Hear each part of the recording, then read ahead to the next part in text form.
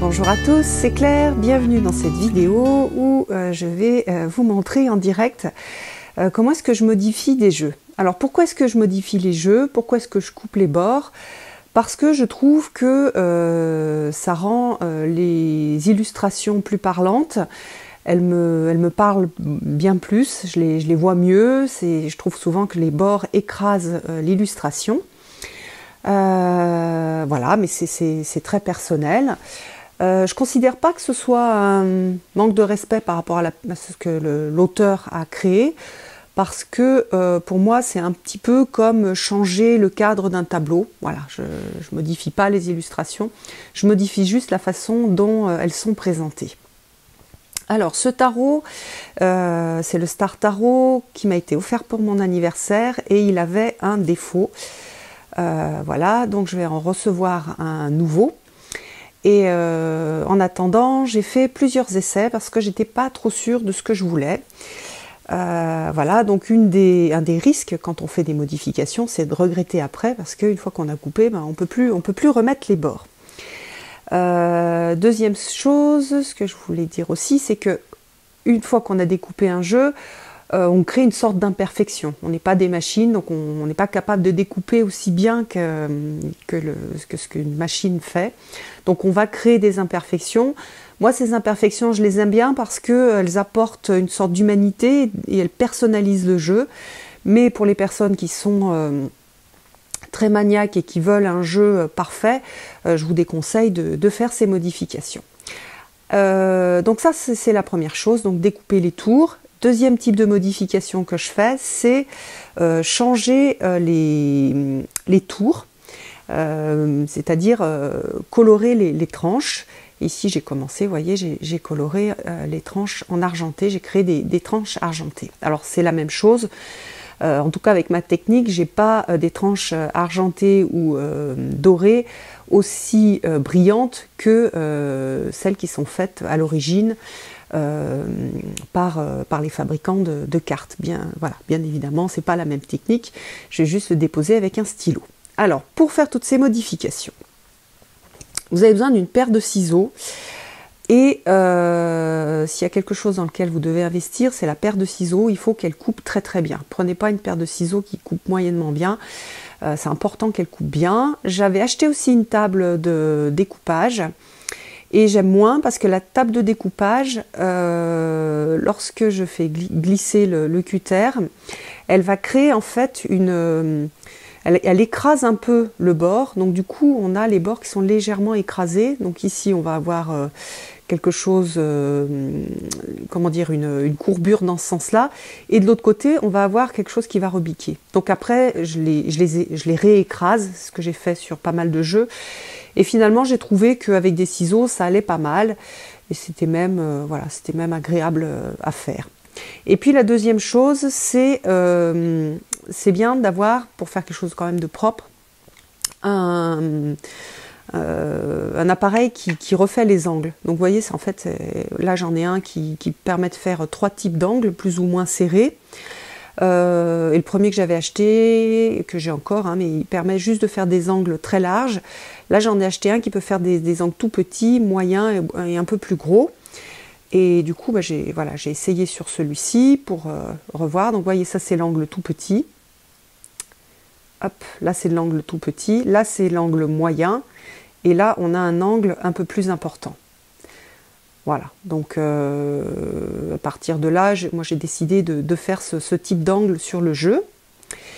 Et donc ensuite, les premières cartes que j'ai réalisées, je les ai complètement découpées.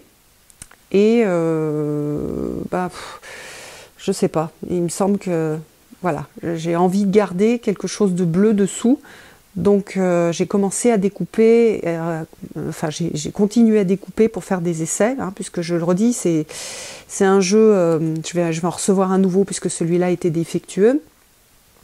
Voilà, donc j'ai fait des essais et j'ai l'impression que ça rend mieux. Alors on va regarder comment est-ce que je fais, je vais vous faire en direct. Alors j'espère que je ne vais pas faire de bêtises parce que du coup j'ai quand même le trépied au milieu. Oula.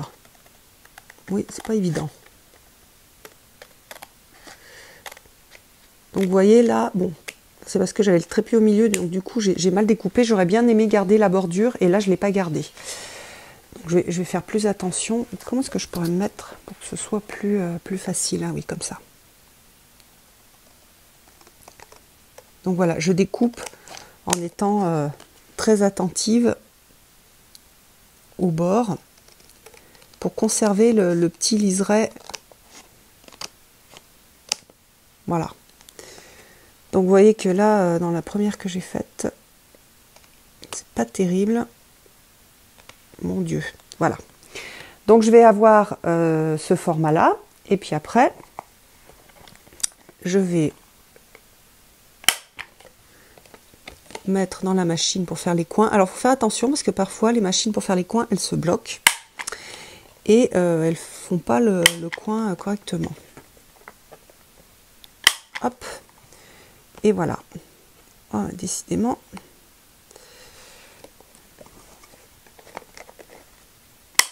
Voilà. Donc là, vous voyez, j'ai un petit défaut.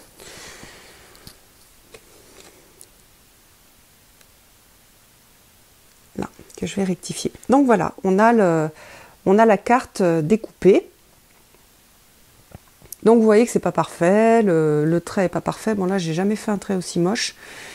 Faut vraiment que je me mette correctement avec le trépied.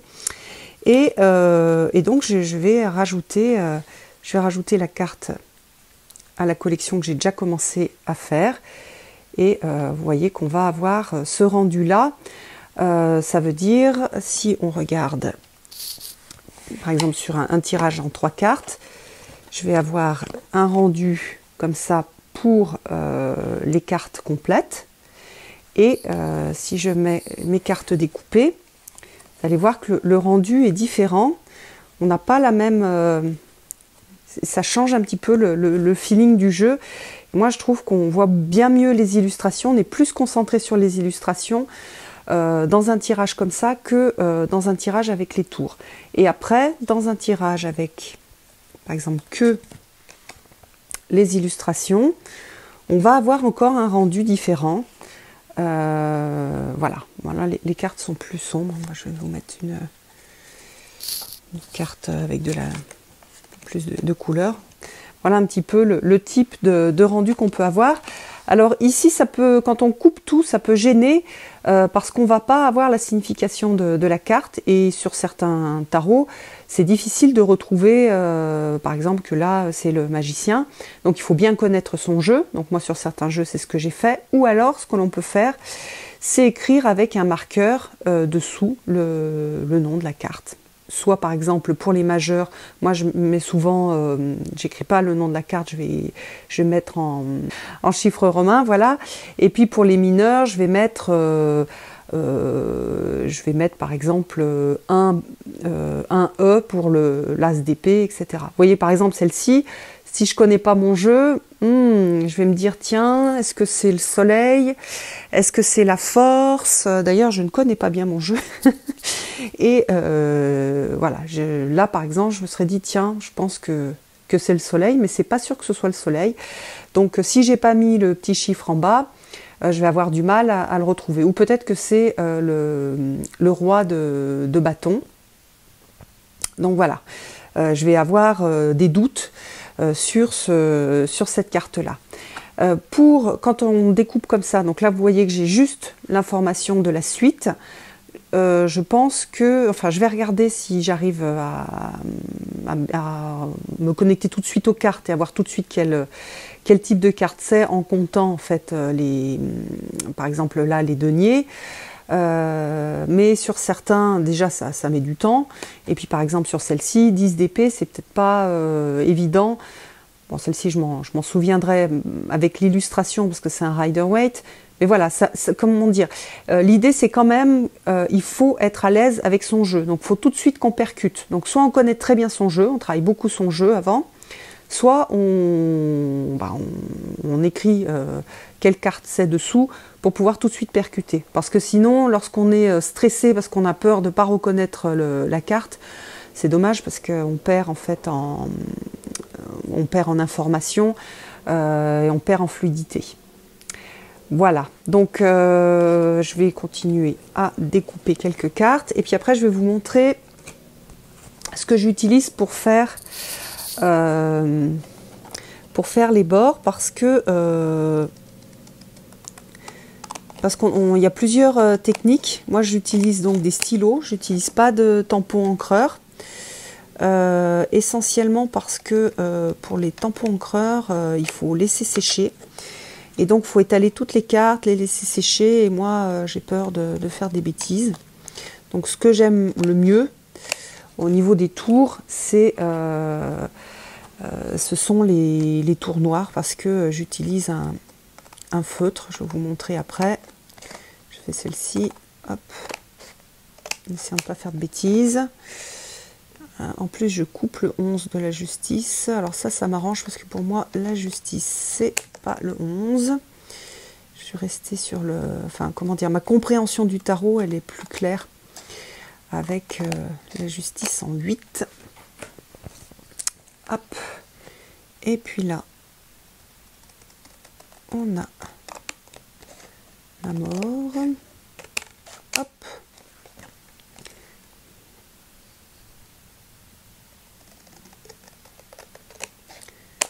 Hop. Bon, ça demande un certain culot de faire ça, parce qu'on prend un risque. On peut se louper sur une carte. Moi, il y a des jeux où je me suis loupée. Bon, bah après, j'ai accepté d'avoir un jeu qui n'était pas parfait. Alors, pour les tours, je vais vous montrer comment est-ce que je fais. Donc, est-ce qu'il y en a une? Voilà, par exemple, celle-ci. Là, j'ai pas fait de tour. Donc, je vais utiliser un stylo, enfin un feutre. Alors soit là sur les précédentes j'ai utilisé un Posca. Alors l'avantage du Posca c'est qu'il est très couvrant. L'inconvénient c'est qu'il va faire il bave un petit peu de chaque côté, donc c'est joli, mais par contre si on met tout de suite le doigt dessus, on va faire une trace. Le Posca par contre, quand on fait une trace, on peut la gratter et la faire disparaître. Donc si je prends un Posca, avant j'ai une feuille, hop, on va prendre celle-ci, j'appuie un peu dessus pour bien imprégner la mèche et après je vais faire délicatement, hop, voilà, je mets ma couleur délicatement sur le bord, voilà. Hop. Et voilà.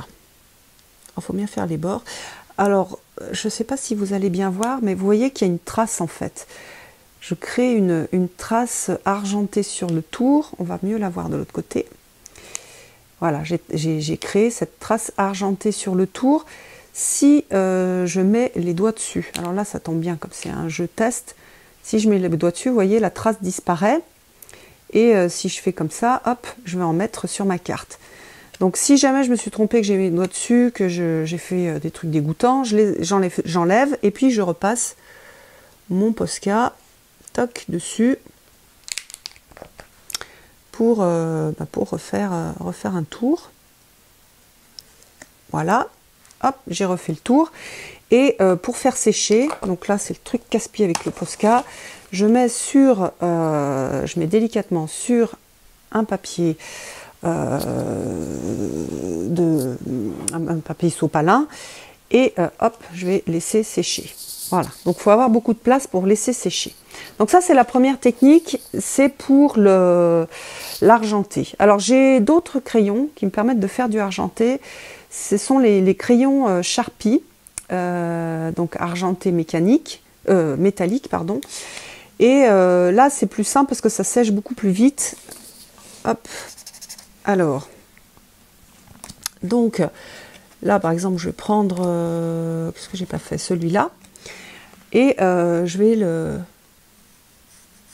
l'enduire avec de l'argenté. Donc là on va avoir un rendu qui va être différent par rapport à l'autre.